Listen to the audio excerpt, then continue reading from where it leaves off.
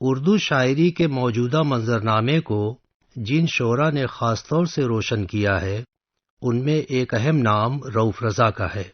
جدید غزل بالخصوص شہر دہلی کے نئے غزل گویوں میں ان کی پہچان بہت مستحکم سمجھی جاتی ہے۔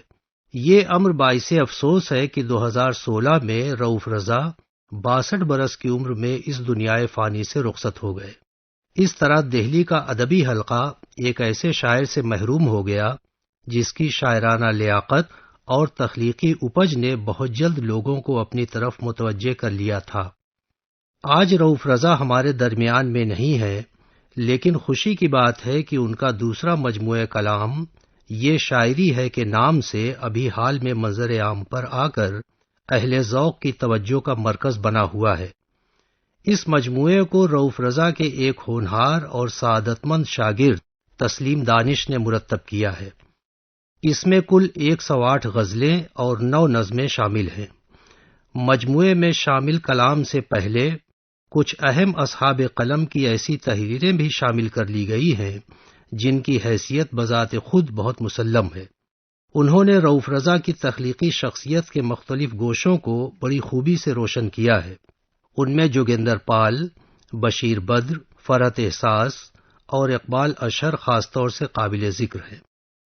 رؤف رضا کا پہلا مجموعہ کلام دستکیں میری کے نام سے آج سے 20 برس پہلے 1999 میں شائع ہوا تھا۔ اس مجموعے کی اشاعت سے ہی رؤف رضا کی غزل گوئی نے اہل نظر کو اپنی طرف متوجہ کر لیا تھا۔ اس میں شامل غزلیں اس بات کا واضح اشارہ تھیں کہ ان کا خالق نئی غزل کے کارواں کا ایسا فرد ہے جو نئے امکانات کی تلاش میں پوری تخلیقی توانائی کے ساتھ گرم سفر ہے۔ چونکہ شہر دہلی کئی صدیوں سے شعری و ادبی روایت کا بڑا مرکز رہا ہے، اس لیے یہاں اس روایت کی جڑیں ہمیشہ سے ہی بہت مضبوط رہی ہیں۔ یہی سبب ہے کہ روایتی غزل گوئی کا ایک خاص انداز ہر زمانے میں دہلی کی شعری فضا کو متاثر کرتا آیا ہے۔ لیکن 20ویں صدی کے نصف آخر کے دوران جدید حیثیت اردو کی ادبی دنیا پر جس طرح اثر انداز ہوئی، اس سے غزل کا متاثر ہونا بھی فطری تھا۔ چنانچہ غزل اپنے نئے خد و خال کے ساتھ نئی شعری روایت کا نہ صرف حصہ بنی بلکہ جدید غزل کی صورت میں الگ سے پہچانی گئی۔ اگر دہلی کے جدید غزل گویوں کی بات کی جائے تو ان میں سب سے نمایاں نام راجندر منچندہ بانی کا ہے۔ اسی سلسلے کے شعراء میں امیر آغا قزلباش اور شجاع خاور بھی ہے، اور اگر اس کی اگلی کڑیوں کو دیکھا جائے تو ان میں رؤف رضا ہمارے عہد کی ایک اہم کڑی کی حیثیت سے نظر آتے ہیں۔ ان جدید غزل گویوں کا ایک امتیازی وصف یہ ہے کہ انہوں نے غزل کی کلاسیکی روایت سے اپنا رشتہ قائم رکھتے ہوئے اس سے کسب فیض کیا ہے، یعنی ان کی غزلوں کے پیکر میں روایت کے عناصر اس طرح پیوست ہیں کہ انہیں الگ کر کے نہیں دیکھا جا سکتا۔ تاہم غزل کو نئے رنگ و آہنگ سے مزین کرنے کا کام بھی انہی شعراء کا مرہون منت قرار پاتا ہے۔ اس عمل کا سب سے اہم پہلو وہ تجربہ پسندی ہے جسے جدید غزل گوئی کی ایک امتیازی پہچان کہا جا سکتا ہے۔ نئی لفظیات کا تخلیقی استعمال اور روایتی الفاظ کو نئے انسلاکات کے ساتھ برتنا نئی غزل کی تازہ کاری کا بنیادی وسیلہ رہا ہے۔ ان باتوں کو پیش نظر رکھ کر دیکھا جائے تو رؤف رضا کی شاعری کے بنیادی اوصاف ہمارے سامنے کھلتے ہوئے محسوس ہوتے ہیں۔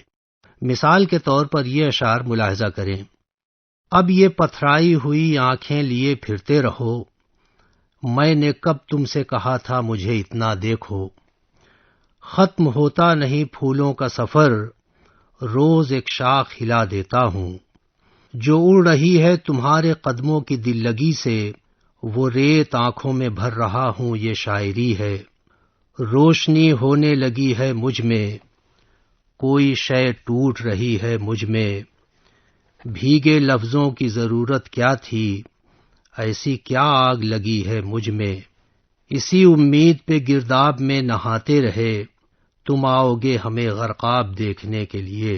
اوپر کا آخری شعر عرفان صدیقی کی مشہور غزل کی زمین میں ہے، جس کا مطلع آپ بھی سن لیں۔ عرفان صدیقی کا مطلع ہے: اٹھو یہ منظر شب تاب دیکھنے کے لیے کہ نیند شرط نہیں خواب دیکھنے کے لیے۔ اس غزل میں عرفان صدیقی نے غرقابی کا مضمون جس خوبی سے بیان کیا ہے وہ بے مثال ہے۔ عجب حریف تھا میرے ہی ساتھ ڈوب گیا، میرے سفینے کو غرقاب دیکھنے کے لیے۔ اس حقیقت سے انکار نہیں ہو سکتا کہ اس مضمون پر رؤف رضا کا شعر عرفان صدیقی کے مقابلے کا نہیں ہے، لیکن اس میں بھی کوئی شک نہیں کہ ایسے بلند پایا شعر کے سامنے مضمون کو اسی قافیے کے ساتھ بیان کرنا اور کامیاب شعر کہہ لینا بذات خود بڑی ہمت کی بات ہے۔ اسے اپنے بیان پر رؤف رضا کی خود اعتمادی کی دلیل قرار دیا جا سکتا ہے۔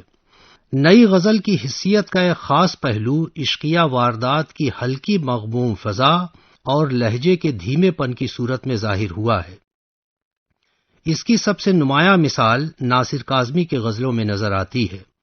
مجھے محسوس ہوتا ہے کہ رؤف رضا کی غزلوں کی عام کیفیت کچھ ایسی ہی فضا سے عبارت ہے۔ ناصر کاظمی کے یہاں یہ فضا زیادہ شدت کے ساتھ اور اکثر روایتی لفظیات و مرکبات کے وسیلے سے خلق کی گئی ہے۔ علاوہ ازیں ان کے لہجے کی پختگی بھی اس کیفیت کو غیر معمولی بنا دیتی ہے۔ اس کے برعکس رؤف رضا نے زیادہ تر غیر روایتی الفاظ کے استعمال پر تکیہ کیا ہے۔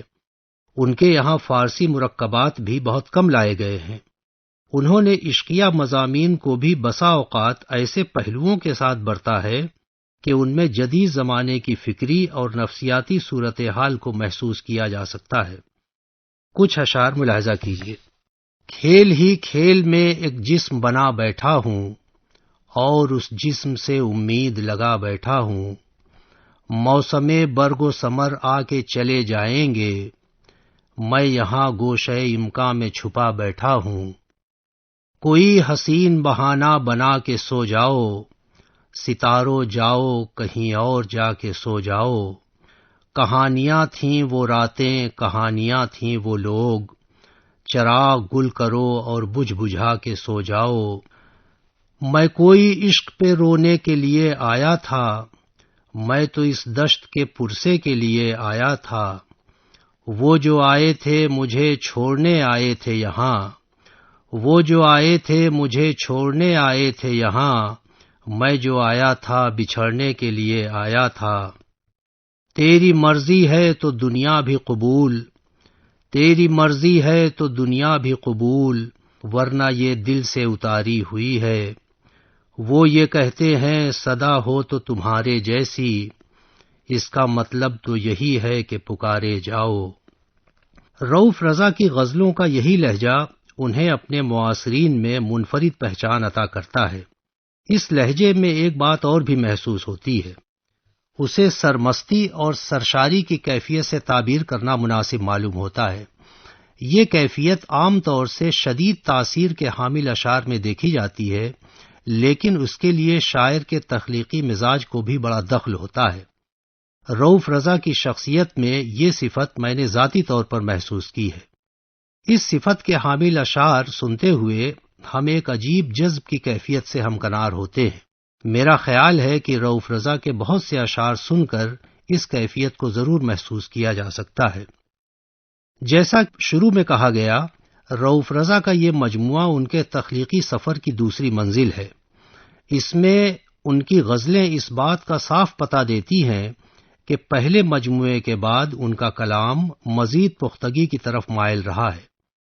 اس کا اندازہ اس سے بھی ہوتا ہے کہ شروع میں انہوں نے تازگی اور نئے پن کی خاطر کچھ ایسے الفاظ بھی استعمال کیے جو ان کی غزل کی عام فضا سے پوری طرح ہم آہنگ نہیں تھے، لیکن زیر نظر مجموعہ یہ شاعری ہے میں شامل کلام میں اس کمی کا بالکل احساس نہیں ہوتا۔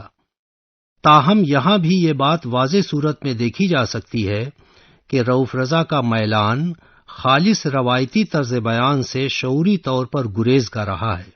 یہی صورتحال کم و بیش ان کے یہاں مضامین کی بھی ہے، یعنی وہ عشقیہ مضامین کو بھی اکثر غیر روایتی اور نئے احساسات کے ساتھ بیان کرتے ہیں۔